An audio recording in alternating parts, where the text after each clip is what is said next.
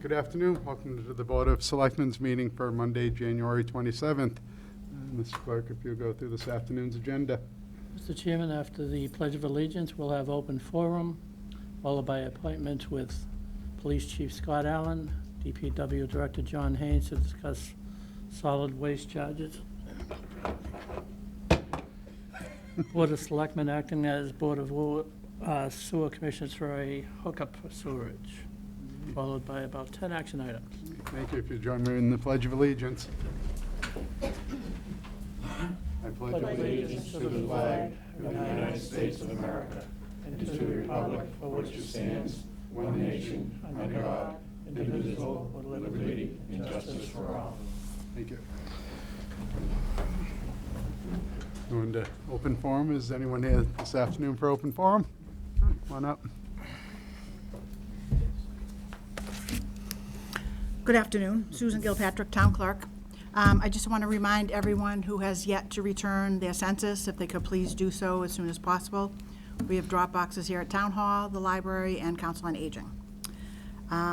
Also, the last day to register to vote for the March presidential primary is February 12th, and absentee ballots are now available for that. We will also have early voting February 24th to the 28th during regular business hours. And last reminder that nomination papers are available for the annual town election. Last day to pull papers will be Wednesday, February 19th. Last day to return them is February 21st. Any questions at all, just please call the town clerk's office, 508-378-1606. Thank you. Thank you. And before you leave, how are we doing with the dogs? We still have about 60 unlicensed dogs, which the dog officer is in the process of getting papers ready to start court proceeding. Thank you. Thanks. Just a reminder. Anyone else here today for open forum? Seeing no one, close open forum. We're going to our first appointment with Police Chief Scott Allen. Come on up, Chief. Thank you. Good afternoon. Good afternoon. Thank you for having me. On Friday, I announced to the community after speaking. I've been working with Mr. Noble, and obviously I've talked to the board through Mr. Noble here. I love this community. I love this department. I love my job. I've been at a point in my career professionally that I've got an opportunity to utilize my subject matter expertise in the behavioral health field, and I've contemplated this opportunity, and I decided, obviously notified the town that I'm going to be retiring as a police officer, and I will be pursuing this opportunity in the private sector, working in the field of behavioral health in an area that I'm very passionate about. It's not a decision that came lightly. It's something that I've wrestled with for some time, and when I recently just graciously working with the Selectmen did a new contract. At the end of the day, this is about what's best for me as a person, professionally, where I want to go, and where I see myself in the future. And I just want to thank the Board of Selectmen, each of you personally, for your support, unwavering support. Since I've taken over the department. Mr. Noble has been just a great liaison, counsel, a person of advice to talk to through this. I'm at a point in my career where I've loved being a police officer, but I've never envisioned this being my only endeavor in life. And I come from a background that my undergrad was in teaching, and I envisioned myself taking on some new challenges in this role. And with that, it took a lot of thought and discussion. My wife and I have really gone back and forth, and I can't thank the town enough. I mean, I'm not going to be leaving the community, but I will be venturing out into this new endeavor. But I will still remain passionate and committed to the town of East Bridgewater. I love this community. My kids have all gone to school here and will graduate from here. So it comes with a bit of sadness, but at the same time, I'm just in a part, of my professional career that I just want to, take on this new challenge. With that, I can't thank enough, the department heads, every town employee, every officer that I've worked with here over the years. It's a great police department. I think in my time here as a police officer, we've done some great initiatives. As the chief, I'm proud of where we are today. You know, I'm 100% comfortable in where we are moving forward as a department. I know the Board of Selectmen will take on, you know, my succession plan, but I can tell you, my deputy chief, I'm 110% behind him, you know, keeping the mission of this department moving forward. You know, we have a great group of officers. I met with the command staff earlier today to talk to them about this. And, you know, again, it's a new challenge for me. I've told Mr. Noble, and I'll assure you that I'll do anything I need to help transition, during this transition process, to help the department. You know, I'm looking at this as not leaving East Bridgewater, but just, you know, moving on, growing. You know, people graduate from college and go on to a new endeavor. People graduate from high school and move on. You know, this will always be my town, my hometown now, with my family, and I'll remain committed to the town, you know, moving forward. Could that mean we can squash the rumor you're running for selectman? Yeah, that I can guarantee you will not happen. You know, as we're sitting here, you know, I have a fellow department head, Mr. Marjorie, who helped get me in this position, my fellow department employees. You know, I really want to thank you. I mean, this is a great town. It's a great department, and, you know, my fellow department heads, the relationship with the school, with the fire department, with every town department here, there's a great vision here collectively. You know, and as I said in, you know, our release on Friday, you know, I love the way the community is going. You know, we're going, you know, fast forward in 21st century as a community and as a police department. You know, I will continue to support the town and the department in any way that I can. Well, we wish you all the best. I hope that the transition to the private sector is a kind and gentle one. You and I are alike in that we've pretty much always done municipal work, so I hope that it's a really successful endeavor for you. We will miss you. It's definitely our loss. Chief, I've known you since you were a patrolman. That just means I've been here a long time, I guess. But what you have accomplished prior to becoming a chief and subsequent to becoming a chief is absolutely incredible. What you've given not just to East Bridgewater, through EB Hope, through PCO Hope, the entire Plymouth County is thankful for what you've done over the last 3 years with that project, and I'm sure that's going to be a continuation as a part of your new endeavor, and can't thank you enough. Thank you, Dave. Appreciate that. I mean, just going back to your volunteer service in town between football, soccer years ago, Little League, you know, continuing your work as a patrolman, sergeant, chief. I mean, you know, obviously spearheading the effort with this opiate crisis over the years, and most towns were running around, you know, pulling their hair out saying, what the hell did we do? How do we handle this? I mean, you know, you and, you know, Chief Cowan working with Susan Silver, you guys really, you know, led that effort and got that moving forward for the folks here in town, and just took off with it from, you know, spreading it to all the other communities. I mean, you've really affected so many lives in a positive manner. You know? So, but, yeah, we're definitely going to miss working with you. You were really great to work with over the years, and we really appreciate your efforts here in town. I appreciate that, Bill. Thank you. Thank you. On a quick update, for another vacant position, our town administrative assistant, you know, we have received nearly 200 letters of interest for the position of Miss Jean Bennett's position replacement. You know, we've got a very good candidate pool that we're vetting through right now. Mrs. Bennett is going to be our point person that we're looking to. I mean, she's got 35 years of experience here in town government that we're going to rely on her, but the process is moving forward, you know, nicely, and we're really excited because we've got a great candidate pool to look through. And this will be a process that will, again, before I transition out, you know, we have some objectives here. The deputy chief and I talked to Mr. Noble that we will make sure get done. And if they're not finished before I leave, I'll do whatever is necessary to make sure that they get completed, or I at least participate in my share as needed. So you've had almost 200 candidates. This was only posted last Wednesday? Yes, yeah. Incredible. You know, and again, you know, you put these postings out, sometimes, you know, people just automatically get replies, but, you know, from sitting down, looking at some of the initial, and then talking with Mrs. Bennett, you know, we have a real strong candidate pool to select from, so it's going to be a very competitive process. You know, we'll do a vetting, paring down, and then we'll get into, the next steps, interviews, and, there might be multiple interviews depending on, the level of competition in those candidates. But another, I think it's a promising, a cap of the, tip of the cap to the town of East Bridgewater that people would want to come here and work here. It's gonna be tough shoes to fill. Yeah. Absolutely. She's going to be greatly All those missed. years. But she has promised us that she will help with the transition on her position as well, so, We know where she lives. yeah, we do. Well, thank you very much for each and every one of your time, Mr. Noble, Thank for your cooperation and your My pleasure. partnership, and I'm looking forward to making sure we get this thing transitioned over. Great, Great. thank you. Thank you. Thanks. Next appointment is with DPW Director John Haines to discuss changes to the solid waste program. Little pencil holder. We present the world's smallest Yes. recycling. We're not container. going to these, right? Well, Oh, they're really reduction, small. A little smaller than. These the are world the is all ones about with rocks. downsizing. Absolutely. No, well, I appreciate the opportunity to speak with you this afternoon.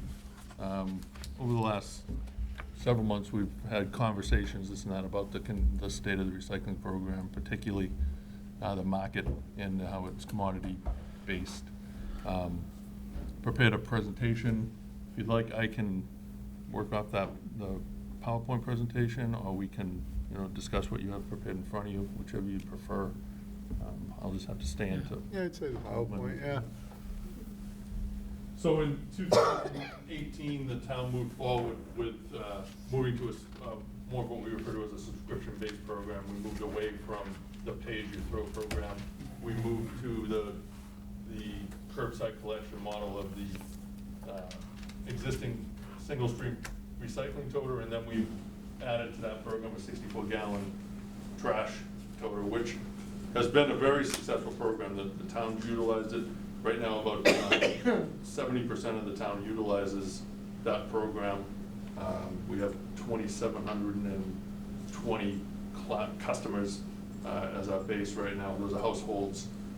Some have additional recycling units, some have additional solid waste containers, but we base our projections and our models and everything all off our current enrollment rather than, anticipating significant increases and things like that. So the program's rolled out well. It's been very well received by the community.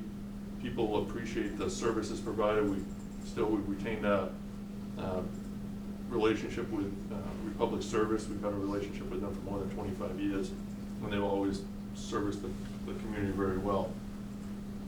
That said,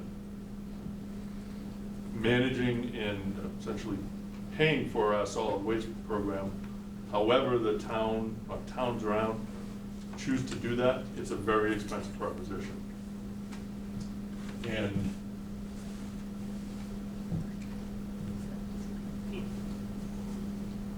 You just gotta punch it. there we go, left, right, left. We initially set our fee for collection based on our known costs and anticipated costs at $300 a year, and that was, with a lot of discussion with the board and things like that, and projections. And what happened at that point, and I think there's been a lot of press coverage, and it's been in the news, and we've seen a lot of reporting on this. The recycling commodities market essentially turned upside down almost the day after we put this contract in place. We went from a commodities market where recyclables had values, and particularly China was taking about 80% of the world's recycling materials. And it worked out very well, particularly for the United States, to be sending recyclable material to China. And that cost, because there was a commodities base for it, they were making money off that material. We were subsidizing the true cost of recycling. Well, in 2018, China said, we're no longer going to accept your dirty, contaminated, simple recycling. And everyone wants simple recycling. That's single-stream recycling. Everything goes in the toter. Based on that program, we saw processing fees go from $35 a ton and now we're over $100 a ton to process 1 ton of recycling. And in the state of Massachusetts, we're mandated to recycle. It's not only the right thing to do, it's law. We have to have a recycling program. The state of Massachusetts has determined through the Department of Environmental Protection that we will have a recycling program. So all of this information, I want to recognize the work that our office administrator, Lynn Lundberg, has done too, because the rest of this are the spreadsheets. You've seen that we, the backup to the pretty pictures in the presentation that I'm doing. We've been monitoring that very closely over the last year. But the long and the short of this is the town needs to adjust its cost. We've held the cost at $300 since 2018. We're now moving into the third year of our contract. It's a 5-year option, town's option to maintain the contract, and we need to adjust it. And there's no simple way around it. We can move numbers here, there, and everywhere, but our proposal is, in order to make this program sustaining, which is really what it is, it's a revenue-based enterprise system. With an enterprise account, we have to be able to maintain and offset the costs of the program with fees and things collected. So in order for your enterprise system to work effectively, you need to be charging a fee that is in line with your costs. So with that, our recommendation is that we move to a $400 per year on an annual basis, up from $300. Everything else, with all jokes aside, the program would stay exactly as is at this point. Everything is based on, we continue to utilize the 96-gallon container for recycling, the 60-foot-gallon toter for trash. The schedule would remain the same, there'd be no changes to that. And again, the people that are in the program would be able to utilize the recycling center on a bi-monthly basis for the larger recycling components. And we need to recognize the recycling center itself has a cost. There's a cost of about $50,000 a year to operate the recycling center, just to dispose of the materials that we collect, the bulky items, the electronics, things like that are above and beyond the cost of the curbside program. And I've already spoken to it for a bit, but in 2018, obviously, we saw the dramatic increase in the particularly the disposal costs of materials. Our collection costs, we built that into the contract. Those are fixed rates. We knew what those were going to be, even to the point we know what our per ton disposal fees were going to be for solid waste. The issue here is the recycling market, and to see it go from $35 a ton to $80 a ton to now over $100 per ton is what we pay for processing. And again, for the last 2 years, the taxpayers had to offset the real cost of this program by as much as $200,000 annually from our general budget to subsidize the true cost of the program and cover the budget offset. And as I've said, our current subscription fee just doesn't cover the increased cost of dispose of that material. Again, you can show, we've been able to graph this out to be visually. You can see our FY20 projected revenue is $816,000 based on our current customer base, and that's at our $300 per unit, per customer account. And we're anticipating a $979,000 expense this year to run the program. You start to take that out next year, it's over $1 million. Year after that, $1,040,000, and we're almost up to $1.1 million at the end of FY23. If we, so now you're running over a $250,000, $250,000 deficit, pushing every year. At the end of this, I'll get that right.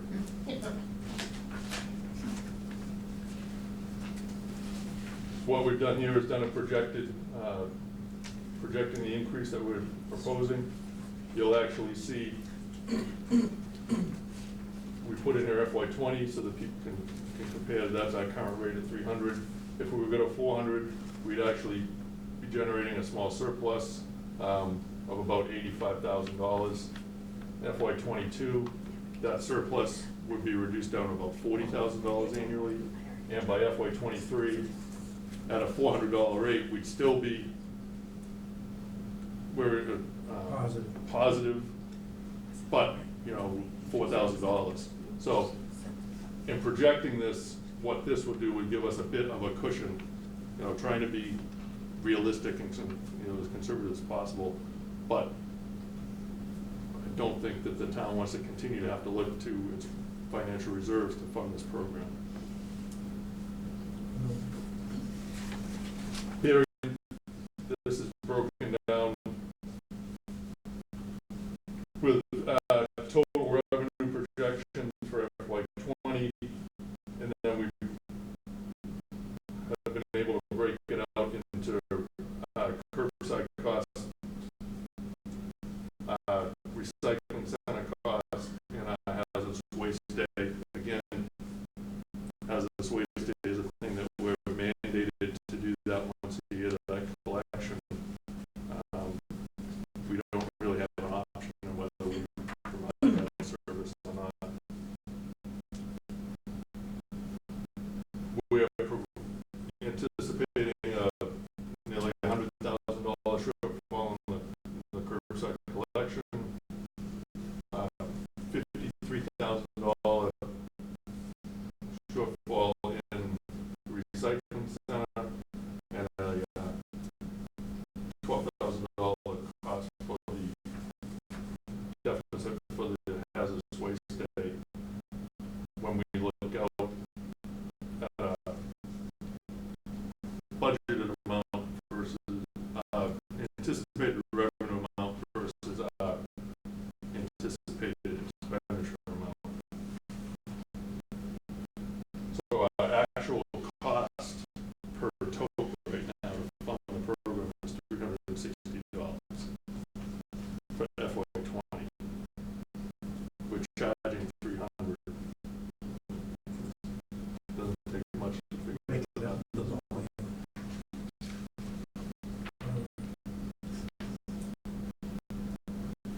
Here we, again, 2021, we start to see if we make the adjustments to 400 our cost for FY21, we're proposing an anticipated, we're anticipating an expense of $370 per tote.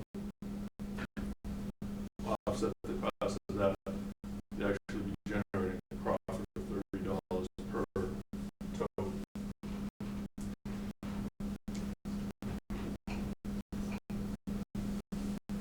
FY22, same statistics, but we start to, now we're positive.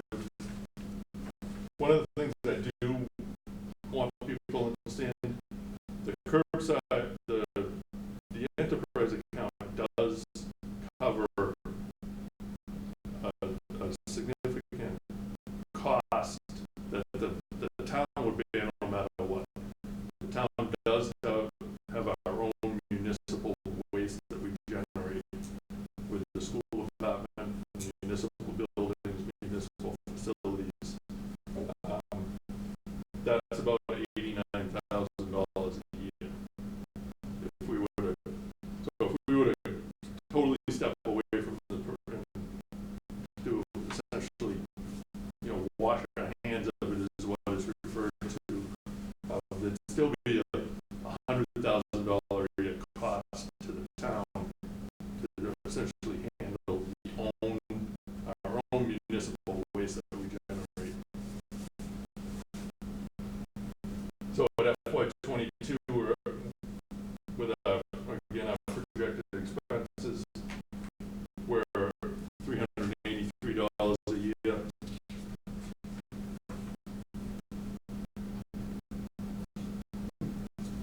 And then in the final and fifth year of the contract, we're at a projected expense of $399 a year. And we're just covering that cost.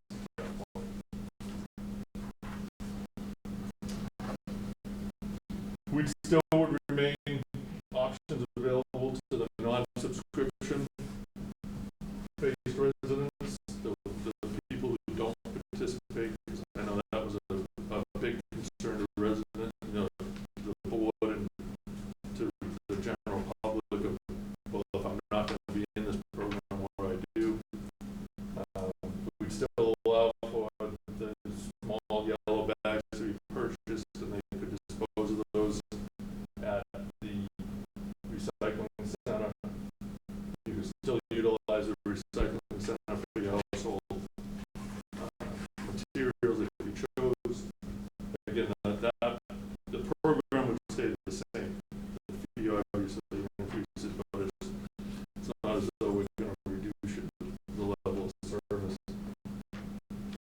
And as we've always said,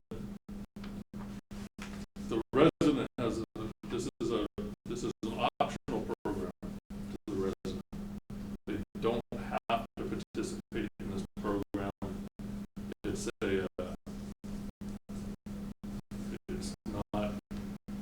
it's a voluntary program that you can subscribe to, and if you choose not to, you can.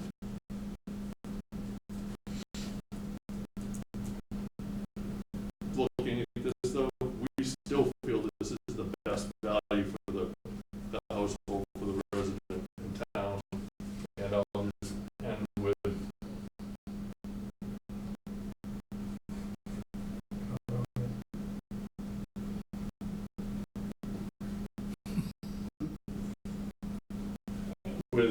our comparison that we did as of January 1st. You can see we went out and said, so if you were to contract with a private hauler today, the town of East Bridgewater, you're going to have a proposed increase of going up to 400. Noon and waste service now is $476 a year.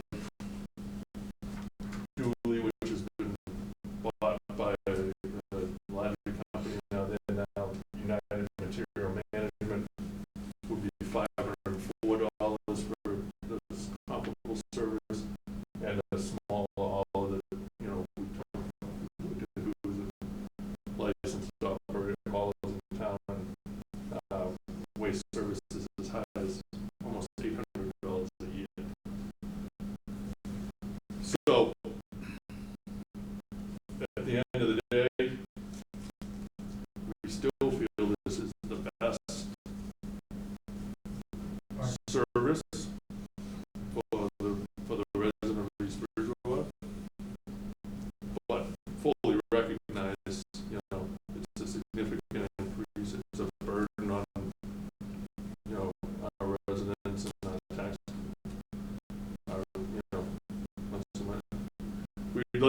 we should see one of the things we need to do though is remove the burden from being on the taxpayer as well as the subscriber. If you choose to utilize the service, it should be paying for itself. It is my personal opinion.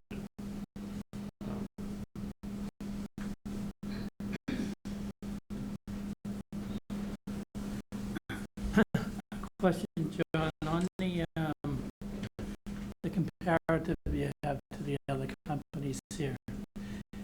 Is that for new subscribers as of January 1st? Do we know, have they done anything as far as grandfather and prior subscribers?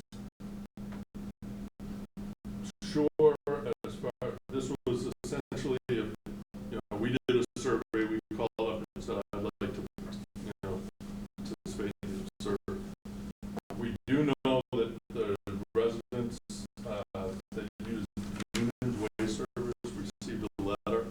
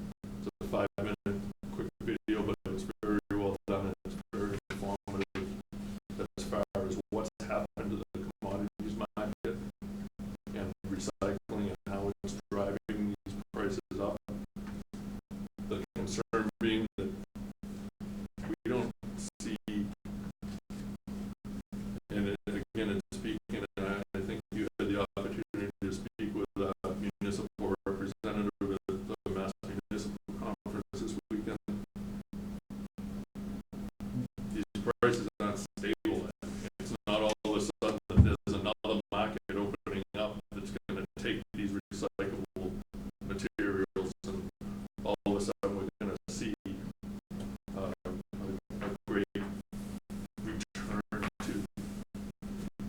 It's just expensive, and it's gonna continue to be expensive, and, and at some point there will need to be a discussion about whether or not it's the municipality's role to manage waste. And, in this country, it's become that, and residents expect that to be a service that's provided. In a number of, communities, it's a service that's just in your tax base and you never see it. But that $1 million fee for communities of our size is there one way or another. Every town is paying for this. When talking to Republic at the MMA conference, they don't have an answer, they don't have a solution, they have no forecast that this is not going to probably do anything but get worse Correct. over the next 5 years anyhow.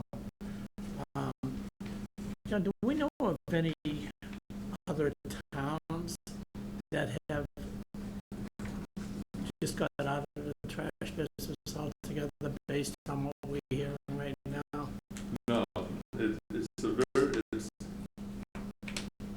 that's a very difficult thing to approach. Some of the smaller towns, the western part of the state, I believe, have regionalized their, they'll have a regional collection facility. I'm not familiar with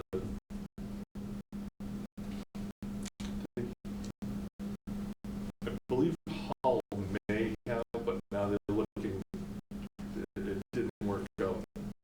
And, now they're looking to begin a municipal collection program again. Just found trash on the side of the road. And that's the problem that we're going to get into. If we take it away, we're going to have to bring in trucks to pick up the side of the road. And we had this very same discussion 3 years ago when we decided to continue with the program, because if we step back away from it and don't manage it, it'll become a Board of Health issue. We'll be dealing with this trash one way or another, and residents will be dealing with the trash, because another thing that people don't think about is the impact just in your neighborhood. Right. Because you're likely to have 4 to 5 different trash trucks in your neighborhood. Even previous to this, my own street, it only has 7 houses on it, had 3 different hauls, 3 different days. And, now you've got people, and some people putting their trash out on the night before, some, different means of collection, things like that. It becomes an issue that the town will have to manage, and, we need to, there's a lot of talk, and the Chief Allen just talked about the vision for the town and the way that the town moves forward.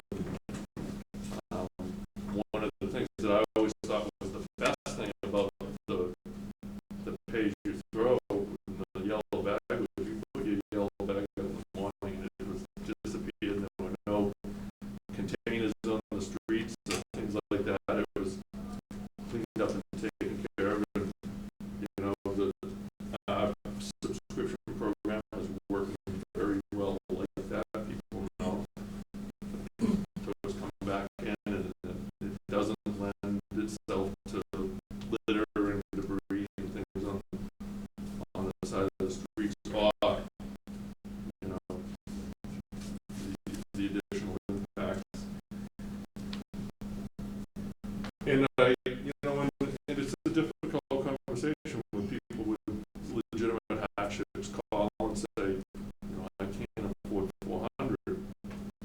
But the problem is, they can't afford 476 or 504 or 800 any easier. Now, many people utilizing the bags and dropping them off at Very, bridge. very few. Like, are we talking 20, 30, less? Less. I would anticipate it's actually less. We're seeing about 100 cars per visit. We track that utilize the recycling center. So of the 2,700 plus accounts we see about 100, and we can't tell how many are return visitors every week, but so that's obviously a small percentage of the program that's even using the recycling center. And then based on bag sales and things like that, we only are selling about 55. I think we sold 75 stickers last year. Only sold 55 this year to utilize the recycling center as a separate. So it's a very, very small percentage that's using that. And to be fair, it's for that 100 users, it's a very expensive proposition. It's $50,000+ right now to maintain the recycling center. There was a decision that was made to continue to allow that option, but that itself is a relatively significant component of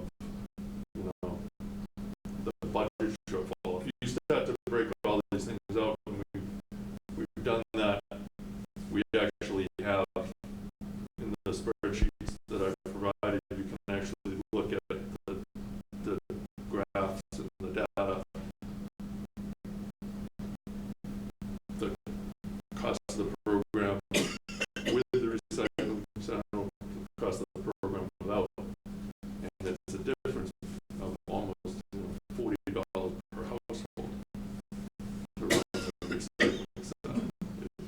Number comes back down to around, I think it's $328 if you didn't have the other two items factored in there, which, at this point, there wasn't an appetite really to move away from that previously. Wouldn't we run into the same issue of people just dumping? And that Yeah, was one of the yeah. concerns, obviously, particularly these are the recycling center is an opportunity for people to dispose of the bigger, bulkier items, things that are more difficult to get rid of, electronics and washing machines and dishwashers and refrigerators and, large cardboard and bulky items, and so it serves a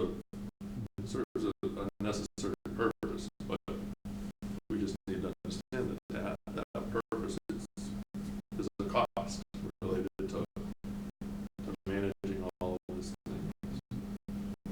My wife keeps trying to drop me off down there, but they just won't take me.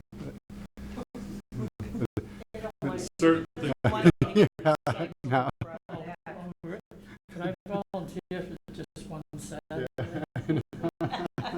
I don't have Don't a let place Jim today. go. No, but I think anyone that's followed the news knows that these are costs that the entire recycle programs upside down. And these are costs that you can't put on anybody. It's a system-wide issue.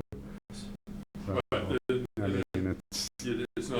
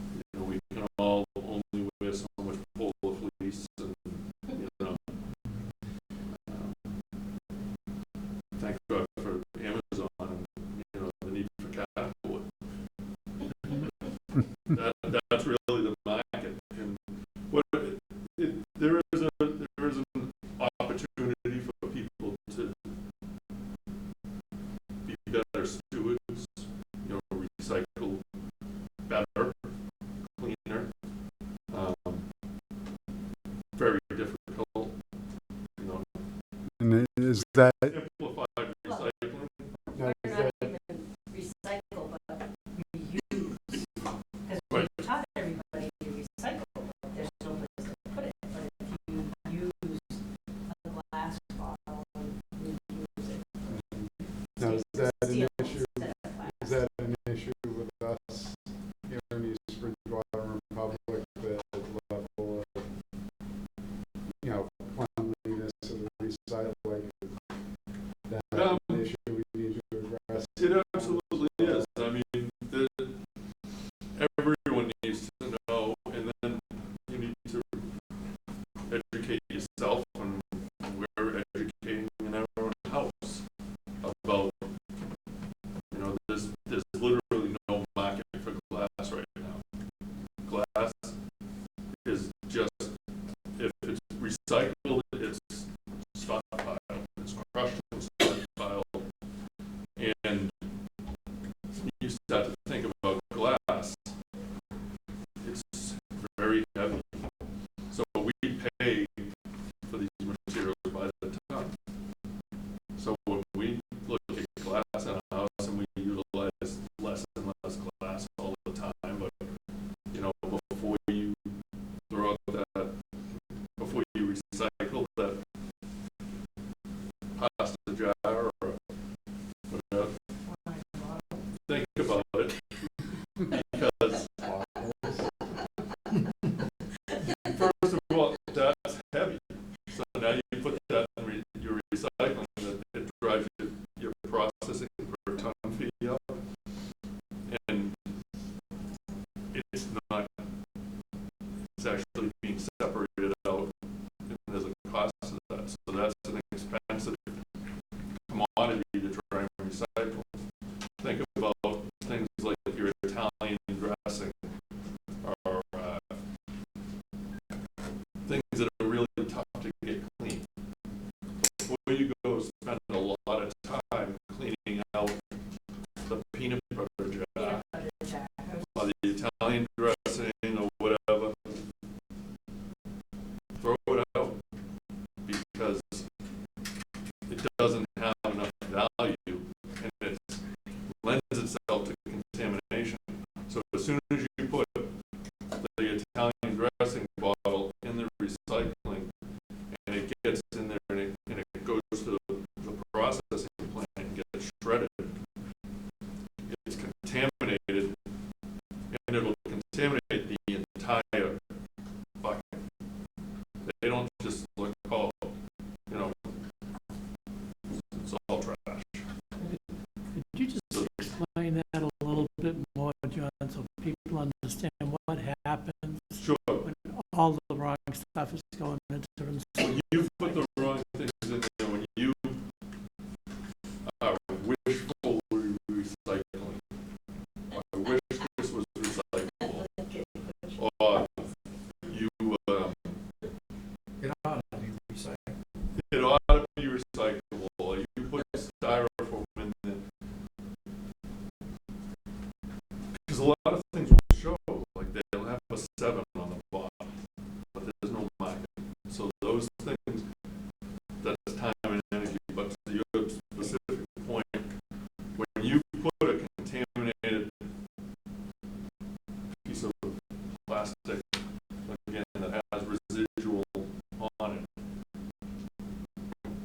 that leaches down through into your quality white paper. It gets on the cardboard. And because there's the tolerance for recyclable materials is so low, that all it takes is a percentage of it to be waste, to be contaminated, and it becomes waste. Because there's no real value in it to begin with.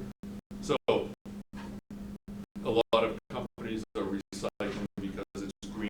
They made a commitment to the 85% or 15% or whatever their bottle will be recycled. They have to get that, but they can get that clean and easily anywhere.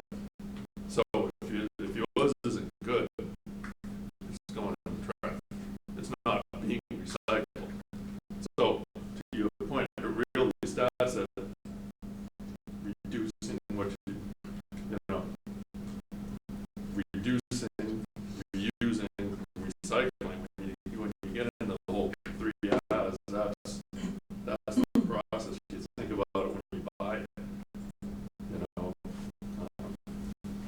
But we've all become so convenience-based in everything we do.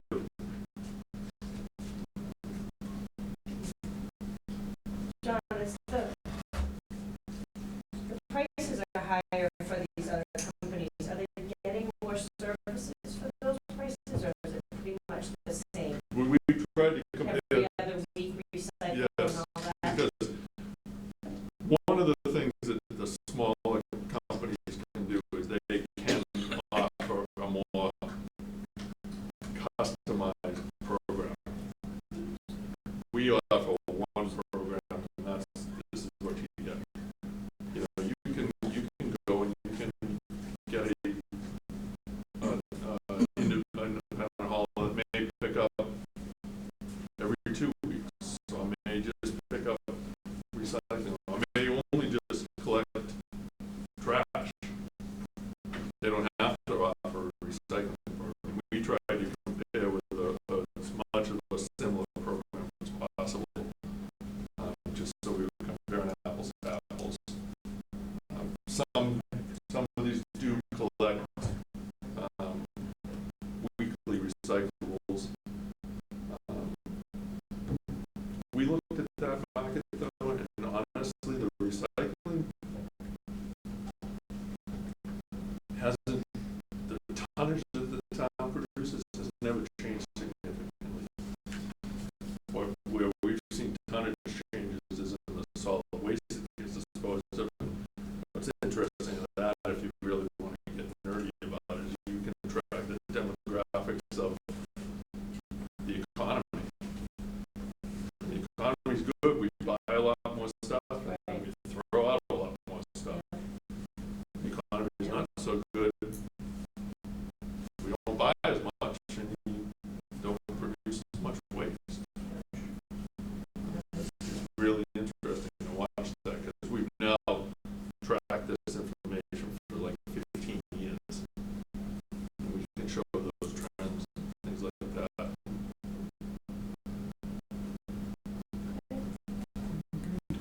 Anything else? I'd love to see less vehicles on the street.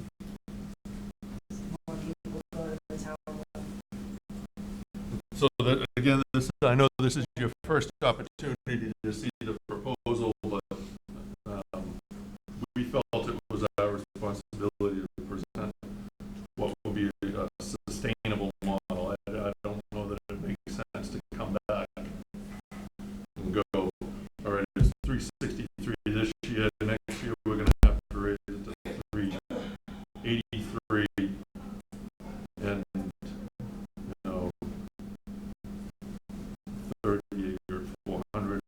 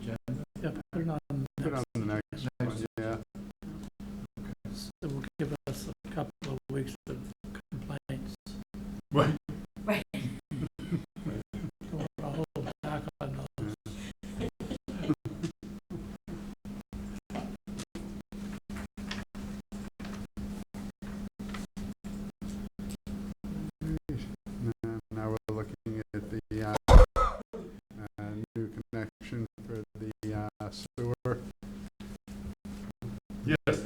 Cumberland Farms. So you have before you the first municipal private connection application to the municipal sewer system. Been working with the Cumberland Farms located at 143 Bedford Street for about 10 months now. They're looking into different options. So they're gonna make some upgrades to the existing store, and as part of that, they're very interested in connecting to the wastewater system that's available. We've gone through the committee working group review. The application is everything's in place that needs to be, so now we've forwarded it to the actual sewer commissioners to make to get approval on their application. Once their application is been approved, we can move forward with the design and actually the permitting process and the steps to follow at that point. And what's the time frame for that? It's approved, right? They're looking to move forward quite quickly, so I would expect that once the construction season opens up again, which would be, we typically hold off until the first, after the 1st of April, before we allow people to open up the road.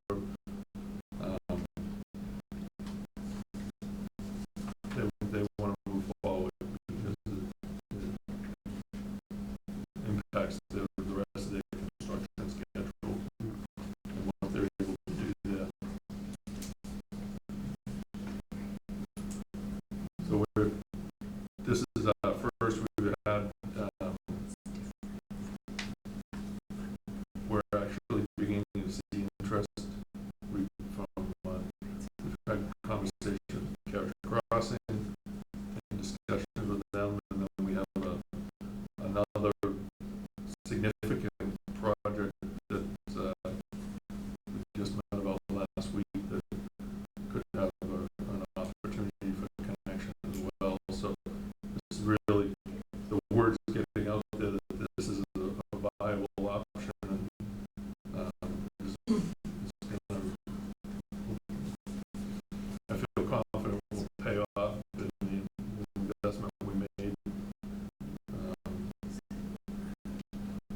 I mean, it's certainly been enough hardware. I mean, right from the start, discussing the new school and having the Yeah, sewer it's been 10 system years. at that capacity. It's When we nice to initially finally started. see the applications coming in along with the checks for the application Correct, fees. I mean, correct. yeah, it's nice.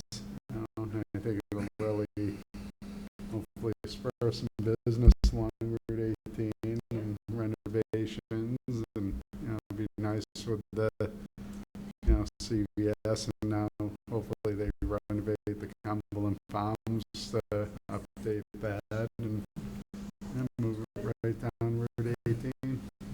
Nice. Definitely presents opportunities for the town.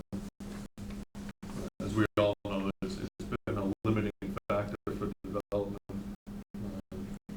particularly commercial development for quite a long time.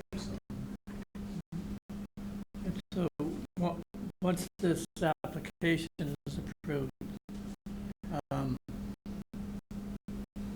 they have to give us a $2,000 application fee. Included. That's in there. Then, once the connection, final approval, they have to give us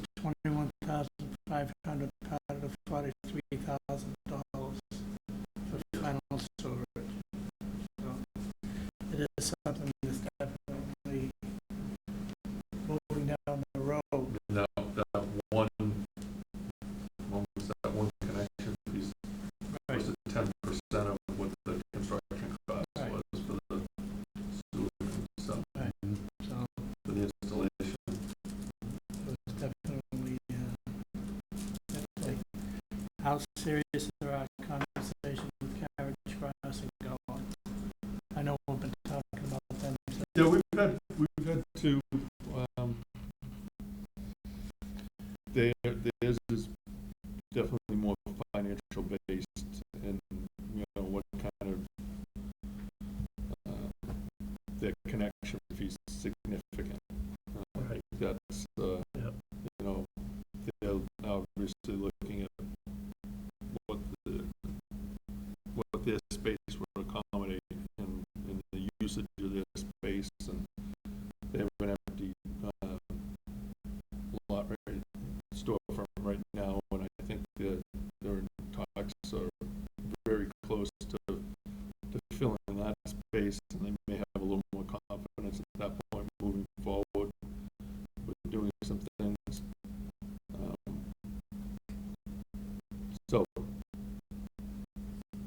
I wouldn't want to begin to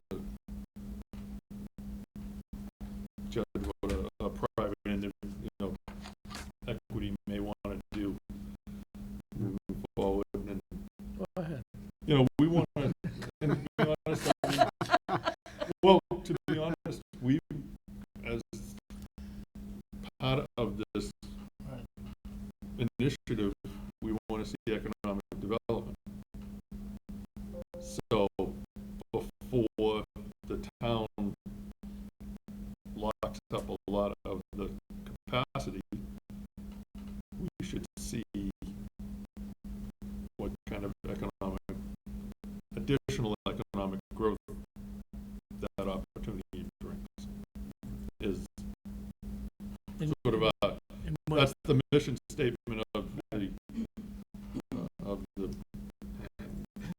rules and regulations, is to, you know, the intent behind this was to keep existing, but also bring in opportunity. So before we, And that's and talked that's part of the application process. in all directions, that's been talked about. Absolutely. And the best value for the town.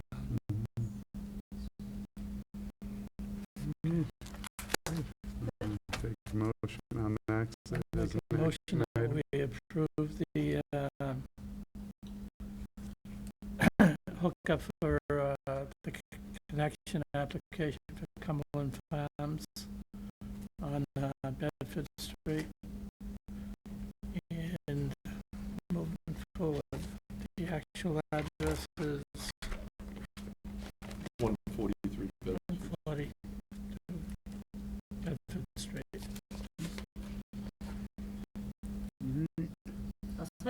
Second. Any further discussion? Seeing none, all in favor? Aye. Thanks, John. Appreciate it. Thank you. And thanks to everyone involved in that sewer advisory board as well. Can we Yes, I should reckon, Peter Spagone and Roy Gardner to sit on that and review those applications as they come in. Again, with the assistance of Bob Philbrook, Board of Health Office as well, and Jason Trepanier, the water/wastewater superintendent. So we all actually sit and review the process and meet with the client, things like that. Can we use some of this application fee to offset our trash? That's a finance question. Just a noble. The question, I think. Okay, we'll move on to our action items.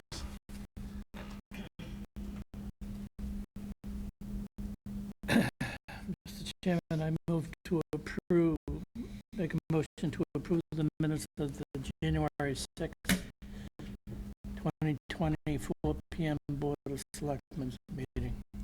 Second. Any further discussion? Seeing none, all in favor? Aye. Aye.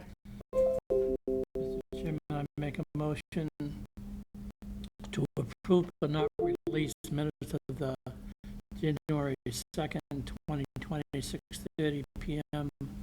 Board of Selectmen's executive session meeting. Second? All in favor? Aye. Aye. Mr. Chairman, I make a motion to appoint Sean Riley as a Historic Commission Associate effective January 27th, 2020 through June 30th, 2022. Second? Any further discussion?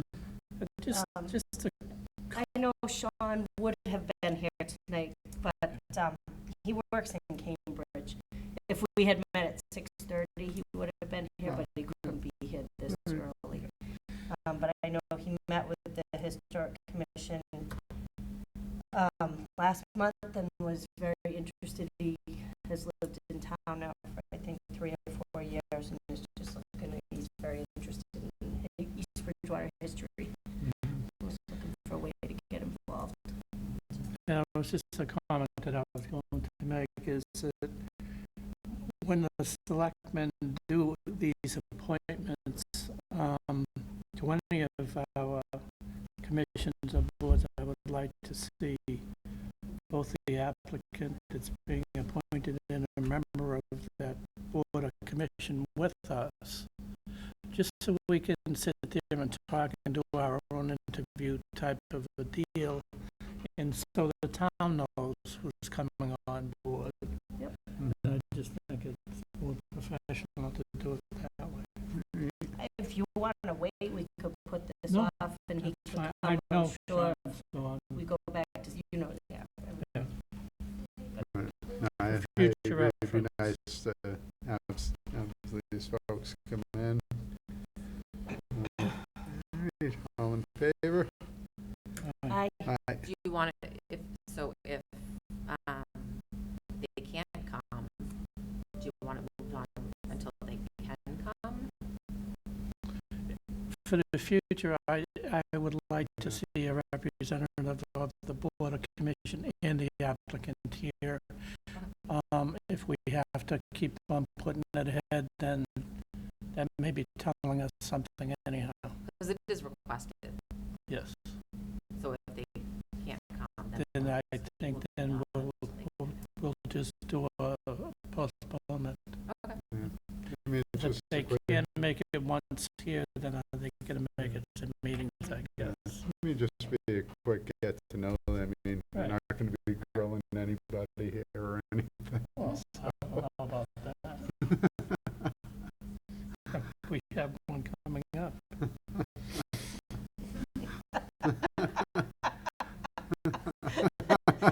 Right.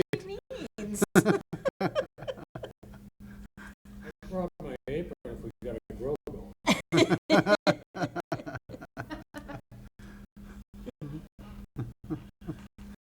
All right. Mr. Chairman, I make a motion to accept the resignation of Glenn Hattree from the Capital Planning Committee effective September 1st, 2019, with regrets. second, with regrets. Glenn has been the chair of the Capital Planning for quite a while. He's done an excellent job up there, and we wish him well. Yeah, he's done quite a bit in the town finance committee for a number of years, and he'll be missed, but we appreciate his efforts over the years. Any further discussion? Seeing none, all in favor? Aye. I, Mr. Chairman, I make a motion to appoint John Margie to the Register of Voters effective January 8th, 2020 through June 30th, 2021 to fill a vacancy. second, Any further discussion? It's nice to see you back getting involved, Mr. Margie. It's great to be back. I knew that. really? Right. His All in- nose is getting longer. All in favor? I, Aye. Chairman, I move, make a motion to accept the resignation of Larry Allen from the Agricultural Commission effective January 27th, 2020. Second. Any further discussion? Just like to thank Mr. Allen for his service on that commission. All in favor? Aye. Aye. Mr. Chairman, I make a motion to appoint Katie Kavanaugh to the Agricultural Commission effective January 20th, 2020 through June 30th, 2020, to fill a vacancy. Second. Any further discussion? I think Katie's been an associate member of that committee for a while. So we did see her last time she was appointed. All in favor? Aye. Mr. Chairman, I move to appoint Town Administrator Brian Noble to the Personnel Board effective January 27th, 2020. No designated term. Second. Any further discussion? No, he made us do it. Do we know him? Are we sure? Anyone check his resume? Here. It's been burnt. All in favor? Aye. Chairman, make a motion to appoint Town Administrator Brian Noble as Personnel Director per Personnel Bylaw effective January 27th, 2020. No designated term. Second. Any further discussion? Seeing none, all in favor? Aye. Aye. Did you accept? Did you want to decline?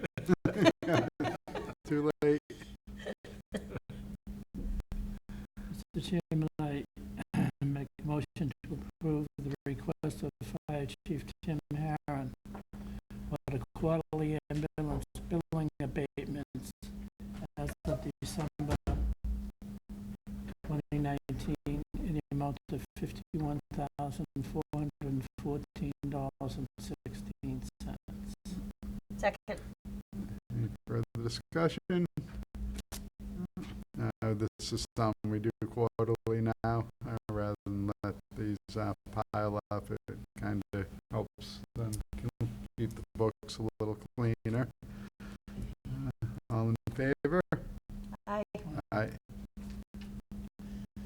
Mr. Chairman, I make a motion to open the town meeting warrant for the annual and special town meeting to be held on Monday, May 11th, 2020.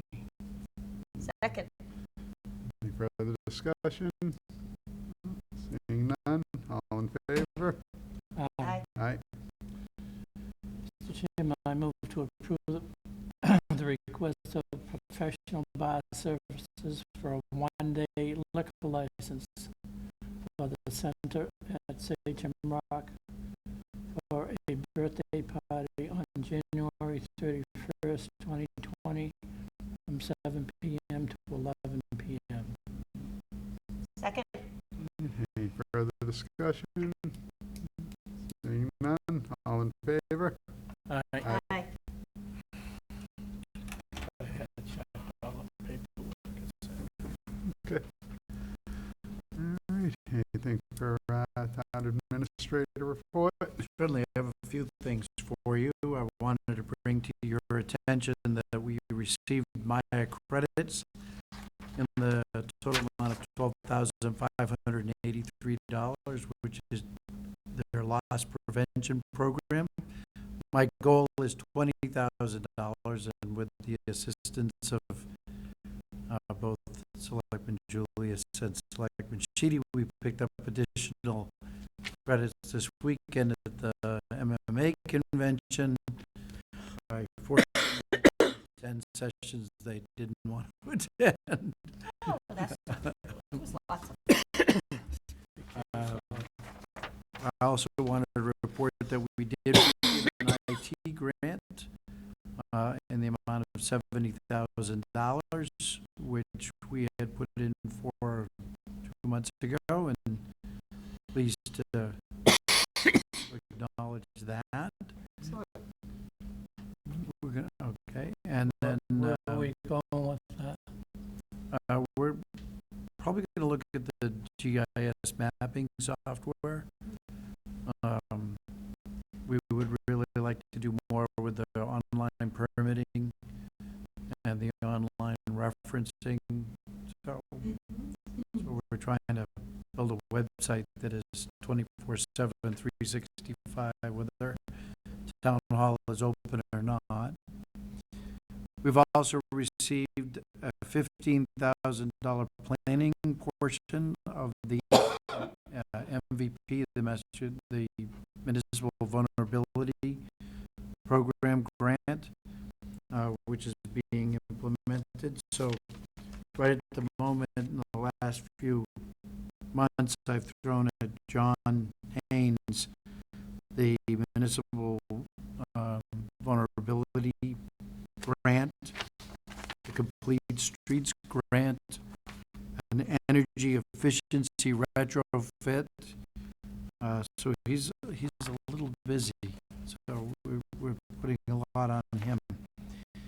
Also wanted to let you know that in front of you is the state aid number as proposed in the governor's budget. I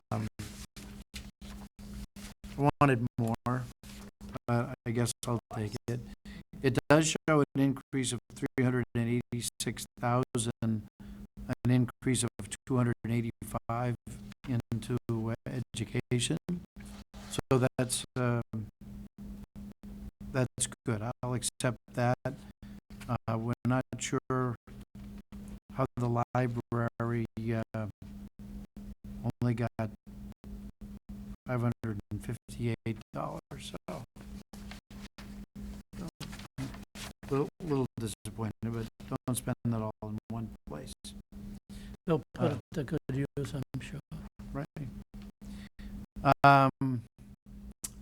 Also, I received communication from Representative Allison Sullivan asking for the Board of Selectmen to prioritize, since the governor's budget was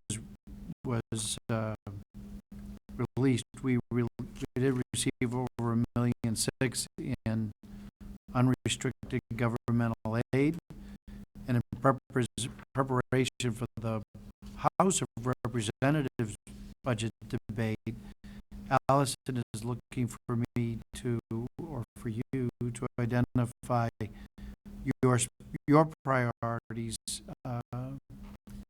as a town in the state funding of state aid. So, with your permission, and I'm emphasizing the need for the state educational aid, the Chapter 70 money, Chapter 90 money as well, which is the roadway money. Is there anything else that you would see as a priority? No, I think those are Yeah, the big ones. Let's education. give that some thought, and then we can individually get back to Brian. Yeah. Thank you. Also, we installed a new phone system last Friday, and it's great. Is it? If you don't get a call back right away, please call again. We're learning the new phone system. It's got a lot of opportunities. So we'll see how we can do that. I did get a little bit of a disappointment at the trade show, and this is going to come back and for discussion later. The soft-rate software that we currently use as an enterprise solution to our accounting is discontinuing support this year, which means it's only a matter of time before the software is of no value to us or is not going to grow with us. So I looked at possible alternatives. And let's just put it this way. There's nothing inexpensive about accounting software for municipalities. So, the first blush looks like, the cost of converting and purchasing accounting software will approach $1 million.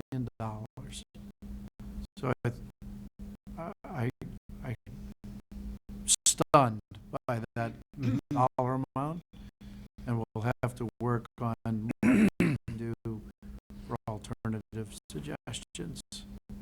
Yeah, you did look a little stunned. Yeah.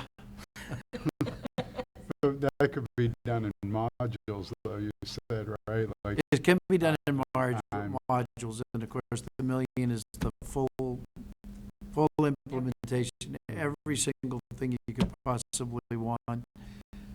Plus, of course, the cost of data of conversion. So, I guess right at the moment that's sort of a worst case scenario, but I'm still stunned. mhm. Even if I knocked it down to 800,000, I'm still stunned. Yeah, yeah. Right. And then annual maintenance fees. And then in annual maintenance, yes. So, this is certainly something that's going to take up a lot of time. And Phyllis is running out the door and retiring, so, this is probably why. She probably knew about this.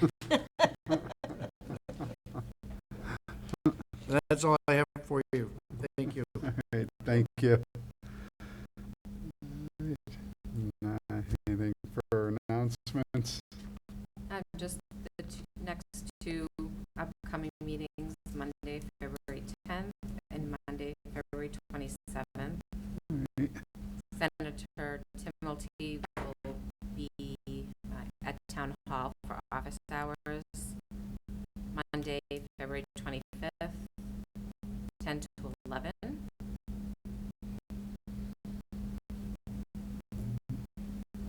Oh, and happy birthday to Bill. Thank you. It's your birthday? It is. We have a cake? Ryan, did you get Bill a cake? 40. 40 40 again? 40 again.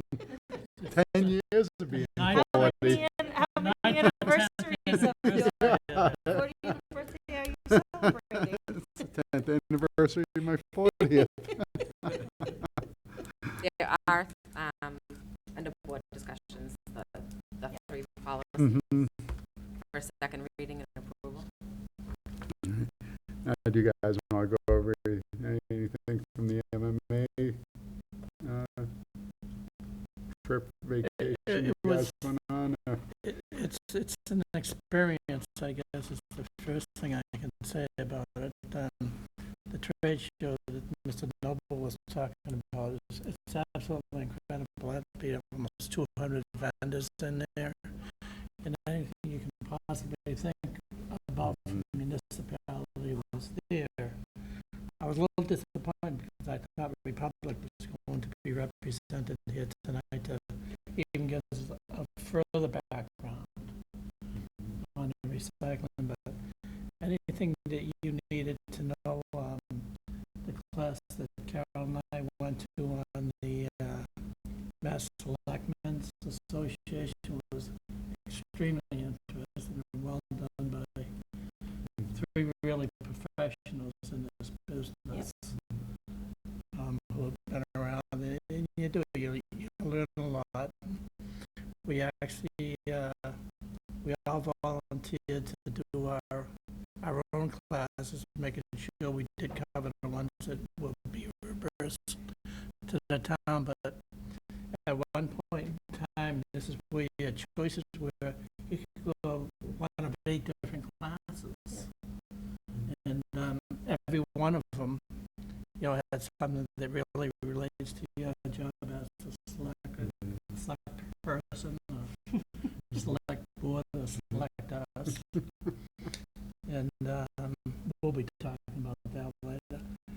So, you know, it's very interesting, well worth it, and so much effort goes into putting that together. They must start the day after we leave to start the one for next year. But it was a great experience. Great. Yeah, I agree with Dave. It was really, it was nice to be with other people who do what we do. I think, you know, and the energy of that.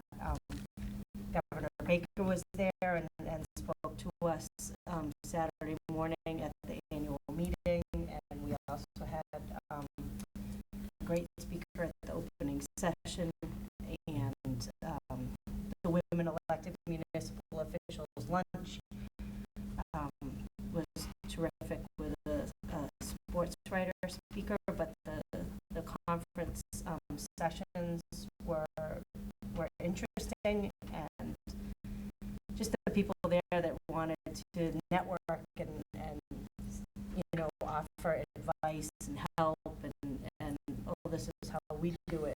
I think just being in that situation is good. So I'm grateful to the town for giving us the opportunity to go, because I really enjoyed it.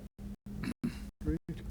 And Brian picks people up really early in the morning. When he says 5:15 a.m., he means 5 a.m. I didn't want to be late. I know it. And one other thing for board discussion before we get into the policies and statements. Going forward, we can now go back to our 6:30 meeting times. And You done with your extracurricular activities? we are just about done with school, so I appreciate your understanding and moving some of the times around, and appreciate that. Thanks. You'll pay for it. I know. Oh, all right. So now what else? We have the nonprofit funding policy. Second reading and approval. Yeah, non-funding, again, will entertain it as written.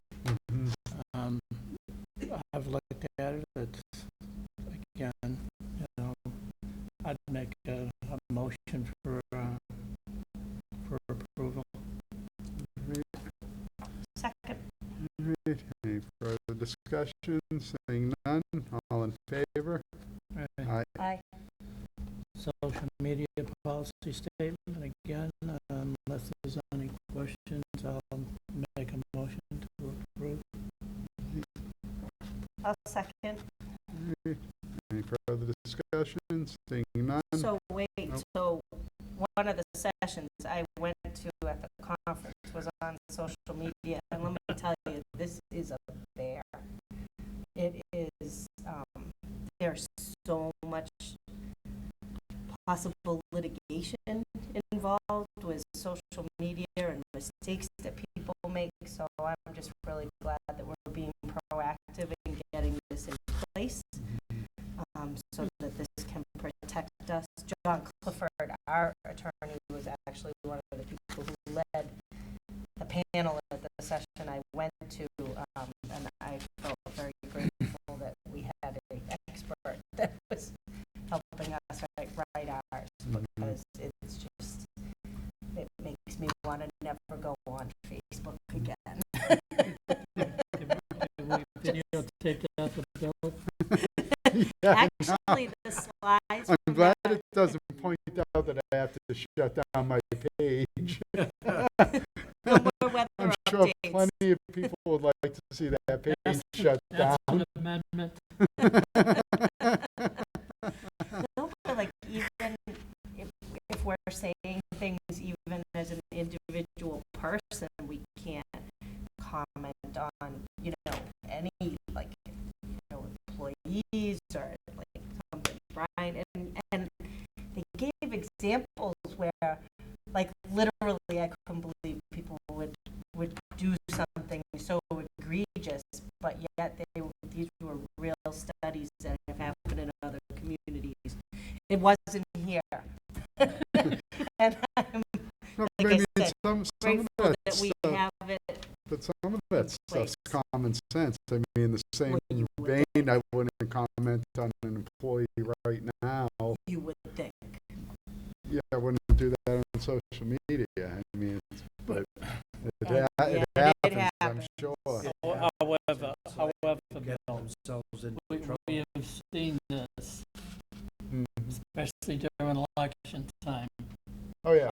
Things that get shouldn't be on ramped up. social media, Yeah. things that could be Absolutely. litigated because it's on social. Yeah. Yep. Uh, So I'm very glad that we're adopting this policy. Right, all in favor? Aye. Aye. That's it, Mr. Chair. Vehicle Vehicle use use. policy. One more. Vehicle use. Vehicle use policy, except for Mr. Noble wants a Cadillac Eldorado from 1966 out front, but it's not gonna happen. Nice shiny Mustang. Carol has one for you. Yeah, I can help you out with the Mustang. It's there. Motion to approve, Mr. Chairman. Second. All in favor? Aye. Thank you. I'll take a motion to go into executive session. Do you have time to do that? Oh, yeah. Yep. Okay. Mr. Chairman, make a motion, we go into executive session pursuant to Massachusetts General Law, Chapter 38, Paragraph 21A2, to conduct strategy session in preparation for negotiation with non-union personnel. Police chief, if an open meeting may have a detrimental effect on the bargaining and litigation position of the public body, as the chair so declares, and not to return to open session. Second. All in favor? Roll call. Oh, roll call. Roll call, Dave Sheedy, clerk. Carol Julius, Vice Chair. William Dowling, Chairman.